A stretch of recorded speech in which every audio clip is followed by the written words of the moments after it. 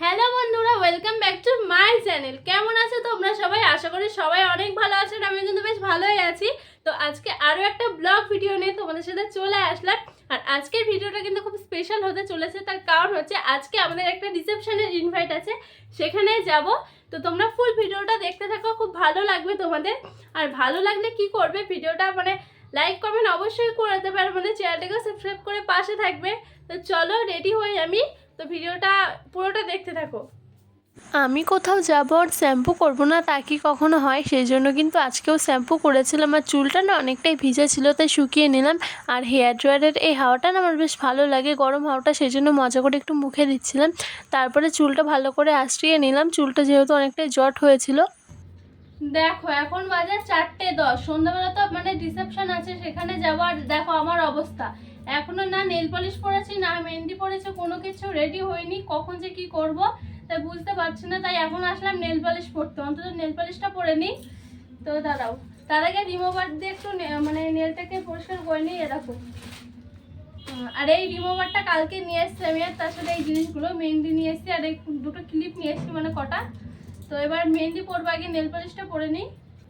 কখন যে কি করব বুঝতে পারছি না। এখনো নেল পলিশ করবো কখন, মেহেন্দি পরবো কখন, এখনো খাবো কখন, কোনো কিচ্ছু হয়নি এখন আমাদের।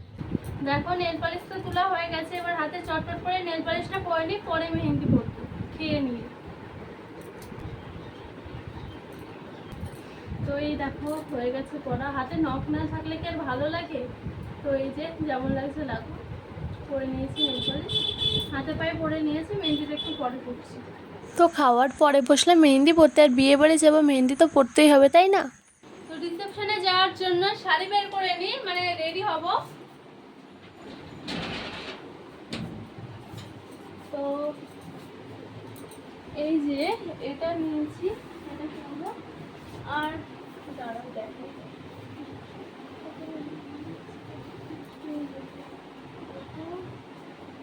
ফার্স্টে কিন্তু ভেবেছিলাম এই শাড়িটা পরবো, এই যে এইটা।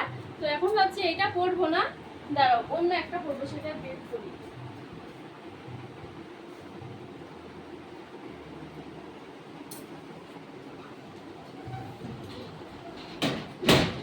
এই দুটোই কিন্তু এখনো নতুন শাড়ি, এগুলো এখনো ব্লাউজ পিস বানানো হয়নি, সেই জন্য এইটা দিয়ে এই ব্লাউজটা দিয়ে পরবো। এই ব্লাউজটা আমি কিছুদিন আগে অর্ডার দিয়েছিলাম মিশো থেকে, তো খুব সুন্দর এসছে। তো এটার সাথে এটা পরবো। তো কেমন লাগবে এটার সাথে এটা? না পরলে ভালো বোঝা যাবে না, তো পরি, তারপরে তোমরা অবশ্যই কমেন্ট করে জানাবে আজকে আমাকে কেমন লাগছে, ঠিক আছে? এই যে এই শাড়িটা পরবো। এই শাড়িটা কিন্তু মা দিয়েছে আমাকে।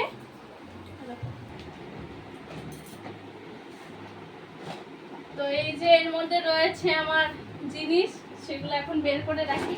খুব সামান্য জিনিসই আছে, তো যেগুলো আছে সেগুলো এখন বের করি।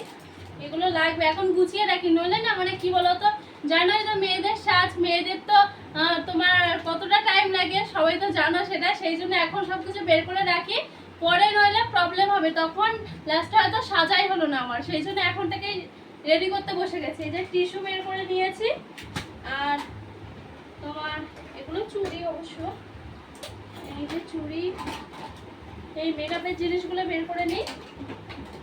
খুব সামান্য জিনিস আছে আমার মেকআপে, তবুও বের করে রাখি। দাঁড়াও, কি বলতো, আমি সেরকম একটা মেকআপ করি না, তো ওই জন্য মেকআপের জিনিস খুব একটা নেই আমার। তো যেগুলো আছে সেগুলোই বের করি।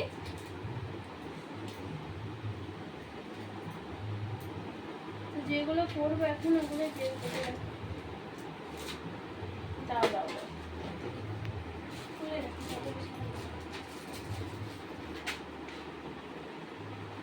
তো এই দেখো, এখানে আমি সবকিছু বের করে রেখেছি, যা যা লাগবে আমার রেডি হতে।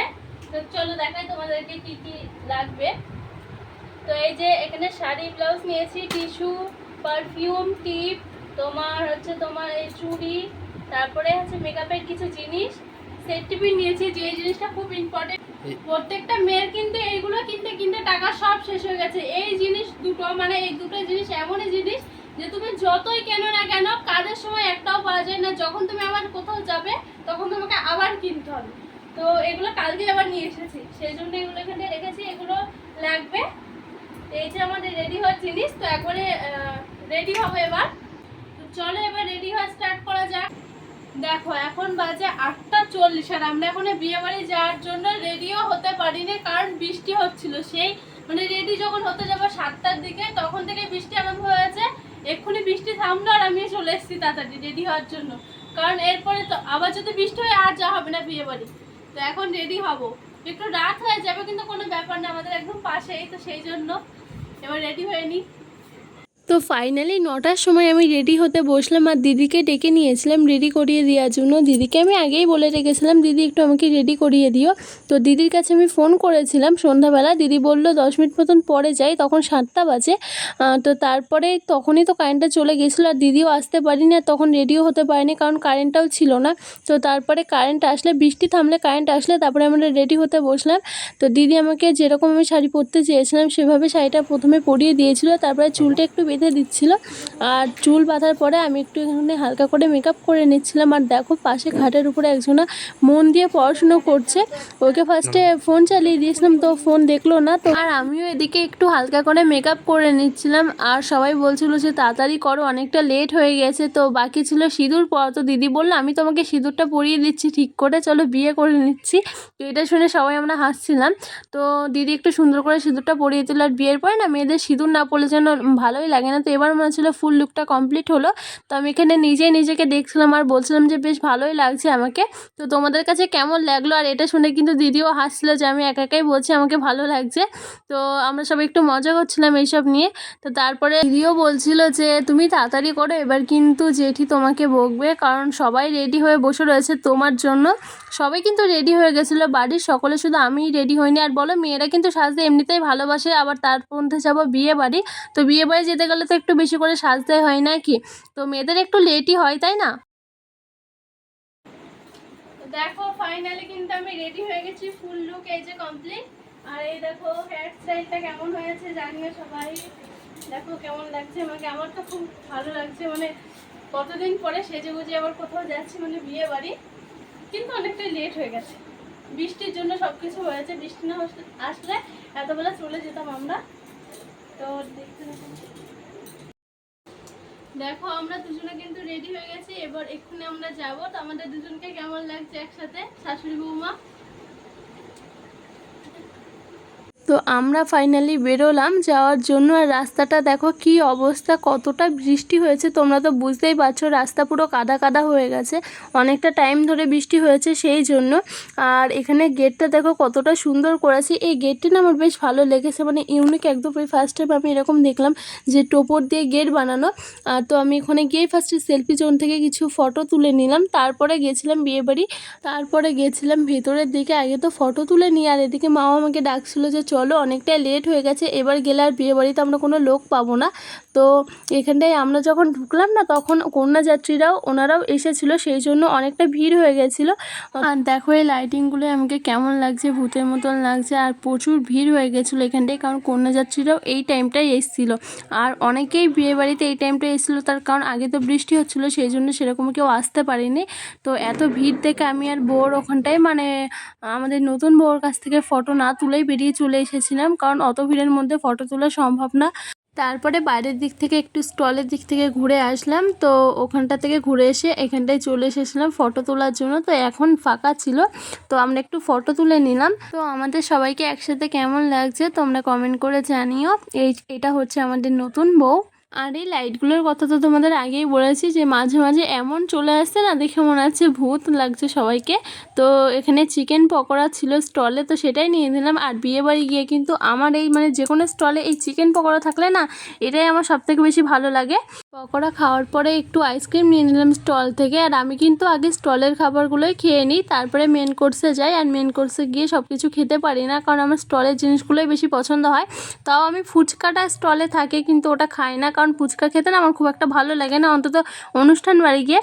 তো সেই জন্য ওখান থেকে খাওয়া দাওয়া করে আমি চলে গেছিলাম আমরা মেন কোর্সে। আর তো এই যে আমরা চারজনে বসে পড়েছি, মা বাবা আমি আর তোমাদের দাদা। আর ভাই কিন্তু আমাদের আগে মানে ওদের বন্ধুদের সাথে এসেছিলো, তো আমাদের এখানটাই নেই। সব শ্যুটগুলো তোমাদের সাথে নিতে পারিনি, কারণ বিয়েবাড়িতে এমনি ওই টাইমটা বললাম প্রচুর ভিড় ছিল। আর যা কাদা ছিল প্যাচ প্যাচে, প্যান্ডেলটা হয়েছিল মাঠে, আমাদের যে শিব মন্দির মাঠ আছে না ওই মাঠে প্যান্ডেলটা হয়েছিল, মাঠ একদম প্যাচ প্যাচে কাদা হয়ে গেছিলো। দেখো বোন বন্ধুরা, এখন বাজে 12:30 আর এখন আসলাম বিয়ে বাড়ি থেকে। দেখো, তো বিয়ে বাড়ি থেকে এখন আসলাম। বিয়ে বাড়িতে ভালোই এনজয় করেছি। আর কি বলতো, বৃষ্টি হয়ে না মানে বিয়ে বাড়িটা মানে কেমন একটা কাদা কাদা কেমন হয়ে গেছে রাস্তাটা, সেজন্য একটু প্রবলেম হচ্ছিল। তো ভালোই এনজয় করলাম। তো এখন বাড়ি আসলাম 12:30টার সময়। তো এখন দেখো, তো আজকের ভিডিওটা এখানেই শেষ করছি। তো ভালো লাগলে সবাই লাইক কমেন্ট শেয়ার অবশ্যই করে দিও, আর আমাদের চ্যানেলটাকে সাবস্ক্রাইব করে দিও সবাই কিন্তু। টাটা।